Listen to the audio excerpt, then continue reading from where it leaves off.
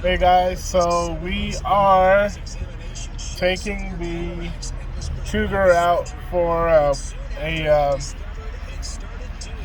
circumnav of the Metroplex. 150 miles. We're going to go up to McKinney, across to Denton, down to Arlington, across to Mesquite, back to Dallas, and then up to Allen. Oh, well, right now I'm just telling it to myself.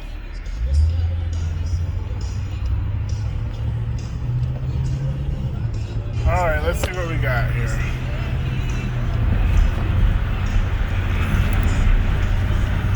Alright, so just to kind of give you guys an idea of how it functions at speed. Oh, I forgot to turn off the overdrive.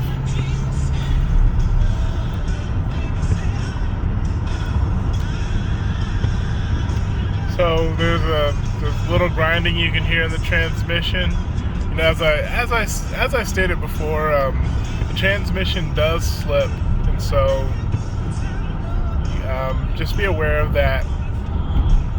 One of the things I said in the description was that this car is the perfect project car, right?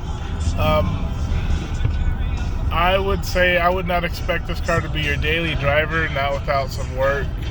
But if you're willing to put some work into it like a project, then I think you'll be very satisfied with what you come out with. Number one, the motor's great. And the interior, with the exception of the ceiling, the rest of the interior is pretty solid and nice looking. You know, you don't see cracks anywhere. Just needs to be cleaned up, washed a little bit, buffed. You have to get a new cloth insert, but other than that, that's it. So anyways, we're starting off again. And we're going to turn on some air conditioning. See how that functions.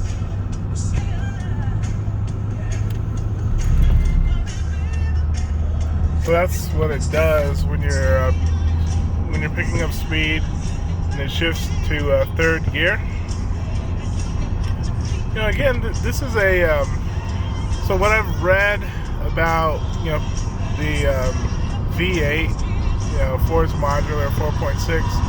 The first generation was designed for smooth operation, not particularly power. And so it makes a lot of its power in the lower RPM range. And so to get the car moving, you don't really need to apply much throttle because the torque does most of the work. And then, you know, eventually it gets up to speed.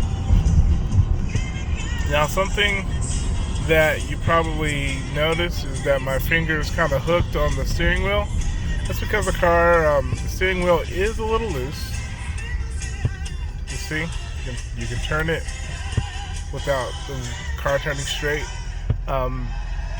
When you look at the walk around, you can tell that they did some work on the front suspension, and it looks like they didn't finish with aligning the suspension to make sure it was tight.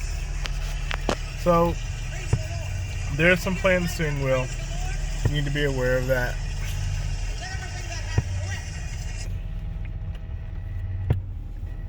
Let's see how the AC blows.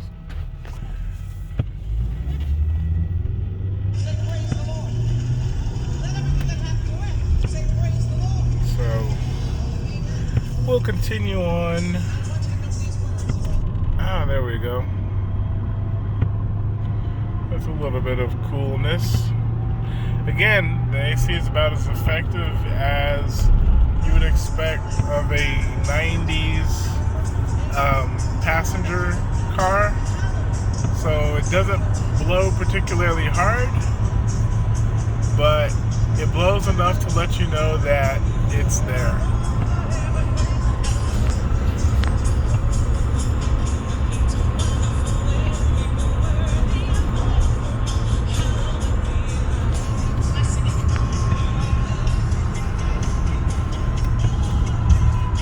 In fact, really, like, it's,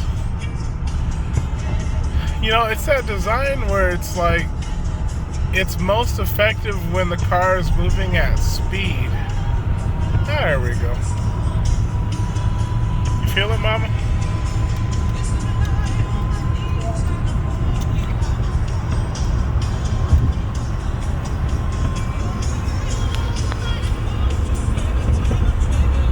So, it's not a stoplight warrior. It's a cruiser. You're not in a rush to go anywhere, but it can move itself down the highway.